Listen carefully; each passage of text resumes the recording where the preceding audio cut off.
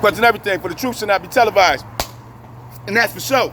So with that, let me ask you this.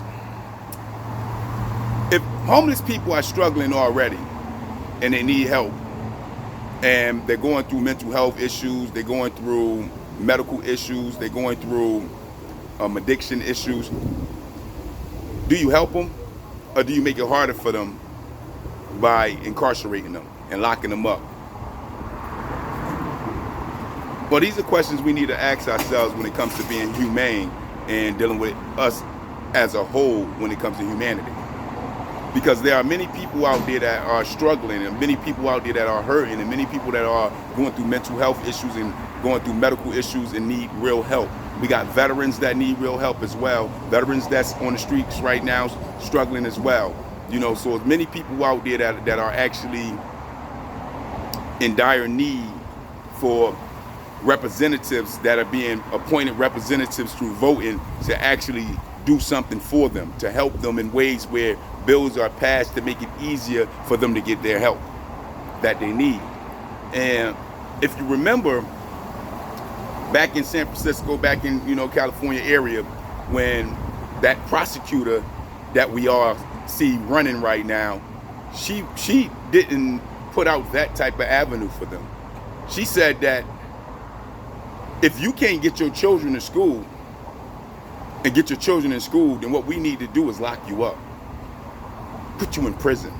Anybody that's not being able to bring their children to school, like it's mandated for them to bring their children to school because you're struggling and you're homeless, then we got a place for you, and it's called prison.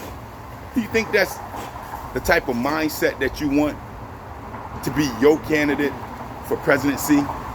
Do you think that's the way to go to help the people when you, as the appointed representative, is living a plush in a more wealthier life than them?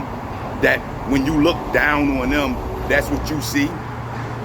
It's not the ability to help them in a moral, in a humane, just way, but to lock them up because they're struggling and have mental health issues and have needs that a society should be able to embrace, to be able to help our counterparts that might have fell at the wayside or fell at the sideline based off of having serious addictions or having real serious health issues. Do you think taking their children from them because they can't get to school or get them to school or get them in school based off of their issues that they're having is the way to go? Dividing the family up and then crushing them with an iron fist by putting them into penitentiaries where they may not get the help that they need at all? Is this the thought pattern and the thought process that we want? Because we all know when those type of avenues are taken and pushed and put in place, there's no other nation in America that get the brunt of that more than the Aboriginal Negroes of America.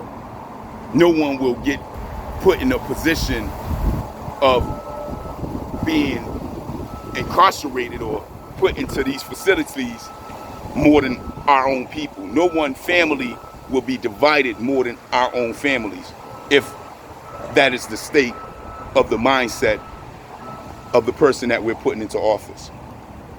Well, that's similar to how Kamala Harris, from what they say allegedly, could have and might have been like when we talk about San Francisco and we talk about the realities of her being a prosecutor out there. And now she's running for president.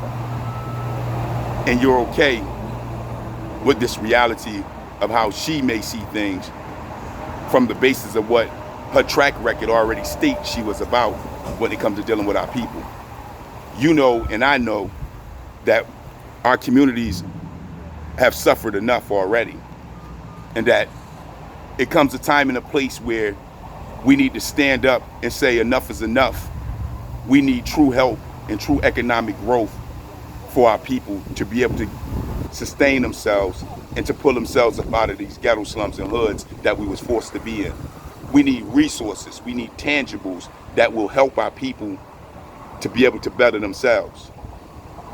And in turn, they try to utilize trick and forked tongues against us and say, well, giving you mental health is a form of reparations. No. Giving us mental health is a form of humane and just. Being in a more righteous state of what it means to be able to help humanity by giving them mental health. Has nothing to do with reparations. But these are the games they play. So when we look at this, we need to think about the whole of who she is trying to get into office when it comes to dealing with our people. Because the track record never lies and the history never folds. It is what it is. And with that, I just don't get it. I just don't understand it.